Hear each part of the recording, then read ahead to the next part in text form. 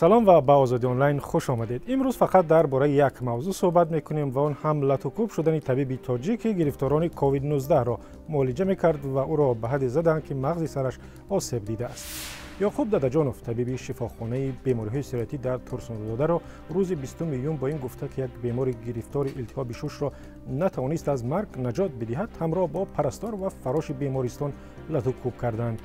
از بس که حادثه در زمان پاندمی کرونا ویروس و زمان کار فوق‌العاده زیاد و سختی طبیبان رخ داد، گزارش رادیو آزادی در این باره بحث زیادی را در صفحه‌های ما در فیسبوک و اینستاگرام برانگیخت. بسیاری از کاربران خویشاوندان فوتیده را سخت تنقید کردند که به جای قدردانی طبیب را زدند. کاربر با نام شریف دولت سفرعلیویچ در این باره در صفحه ما در فیسبوک چنین نوشته است: لحظه بیماری پسران از پدران و خویش و تبار از عیادت پرهیز می‌کردند و تقدیر پدر و برادرانشان را به دست طبیبان سپرده می‌گریختند. شاهدیم که پسران پدران از این بیماری فوتیدهشان را خودشان در گور نماندند. طبیبان جانشان را در خطر گذاشته شب و روز را نخوابیده مبارزه بردند و امروز چنین عمل را به آنها روا دیدند. این نظرها در صفحه رادیو آزادی در اینستاگرام هم زیاد است و بسیاری از کاربران نوشتند که بدرفتاری با طبیبان در این زمان ناسپاسی است. یکی از کاربران صفحه ما لوبیمه رخبان و در پاسخ به آنهایی که طرف خویشاوندان فوتیده را گرفتند گفته است: همان آدمانی که میگویند خوب کرده است طبیب را زده است، تو را پدرت همین قدر کلان کرده است ولی یگان مرتبه ساعت 2 شب بالای سرش آمده میپرسی که پدر خوب هستی یا نه. طبیبی بیچاره شبی دراز 3 و 4 بار بیمار را خبرگیری می آید. مدینه خان علیمجانова در فیسبوک نوشته است که ظاهرا خبر مرگ خویشاوندان فوتیده را وحشت زده کرده است که ناخودآگاه به طبیب در افتادند. شنیدن خبر مرگ پدرش شاید یک باره به عصبهایش تأثیر گذاشته است، نه بلکه همان آدم بسیار از شخصان بعد از شنیدن این گونه خبر شوم به این حالت گرفتار می شوند.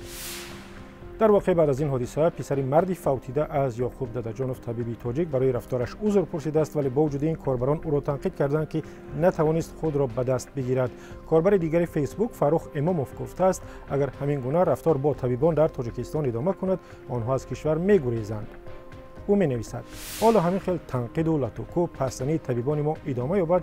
بعد از باز شدن راه‌ها یگان طبیب در بیمارخانه‌ها نمی‌ماند. طبیبان ما را در تمام دنیا جان جان گفته به کار می‌گیرند. بسیارشان الکی نقشه رفتن کشیدند. در این میان یکی از کاربران صفحه رادیو آزادی در فیسبوک شریف و کیانوشه گفته است که ساحه تندرستی در تاجیکستان یکی از ساحه‌هایی است که آن را بسیار بی‌قدر کردند. او چنین نوشته است: من دکترم ولی گفتنیم در بین همه این ساحه‌ها از همه بی‌قدر ساحه تندرستی بوده است. اگر می‌فهمیدم اینقدر ساحه پست است عموما طبیب نمی‌شدم. ما دکترها شب خواب نیستیم، دائم درباره بیمارانیم ولی به قدر طبیب نمی‌رسند. ما دائما برای فایده خلق و مردم کار می‌کنیم که جامعه سالم باشد ولی برای چی به قدر دکتر نمی‌رسند. در عموم درباره گزارش لطوکوب طبیبی شفاخانه بیماری‌های سرطانی ترسونزاده در فیسبوک و اینستاگرام بیشتر از 400 شرح گرفتیم که همه آنها را بخونیم برنامه به آخر می شود.